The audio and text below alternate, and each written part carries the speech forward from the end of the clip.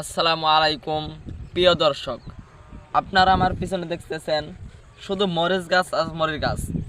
এই মরিচ গাছ 12 মাসে আপনাদের মরিচ বিক্রি করতে পারবেন, কারণ মানুষের চাহিদা আছে এই 12 মাস মানুষের মরিচ ঘরের মধ্যে রাখে, রান্নার মধ্যে। মরিচ এমন একটি চাষ, সবাই চাষ করতে পারে।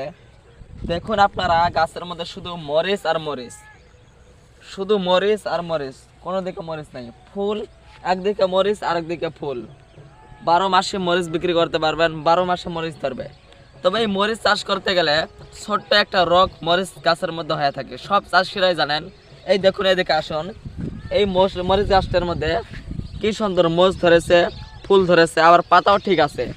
আবার এদিকে আসুন, এই গাছটার মধ্যে দেখুন পাতা কুকড়িয়ে গেছে, মরিচের ফুল নাই একটা গাছের মধ্যে। এগুলো দেখুন পাতা কুকড়িয়ে গেছে। এই পাতানো কুকড়ানো রোগটি আপনারা কি করে সমাধান পাবেন?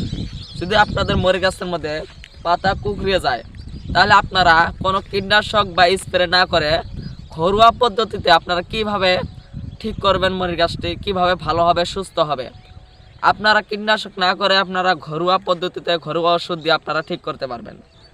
তাই আমার ভিডিওটা টানাটানি না করে ফুল ভিডিওটা দেখবেন। এই মরিচ গাছের মধ্যে যদি 1 লিটারের মধ্যে 1 চামচ হলুদের গুঁড়ে, হলুদ সেইটা আমাদের রান্নার মধ্যে হলুদ গুঁড়া খাই, সেই হলুদের গুঁড়াটা 1 লিটার পানির মধ্যে দিয়ে আপনারা এই কুকড়ানো গাছটির মধ্যে স্প্রে করে দেবেন, চতুর্দিকে স্প্রে করে দেবেন। সেলো গাছ কুকড়ানো আছে, স্প্রে করে দেবেন, আপনাদের মরিচ গাছগুলো সুস্থ হয়ে যাবে, ভালো হয়ে যাবে। এরকম ভিডিও পাইতে আমার এই প্রধানী আগ্রহ চ্যানেলটি আপনারা সাবস্ক্রাইব করে রাখুন।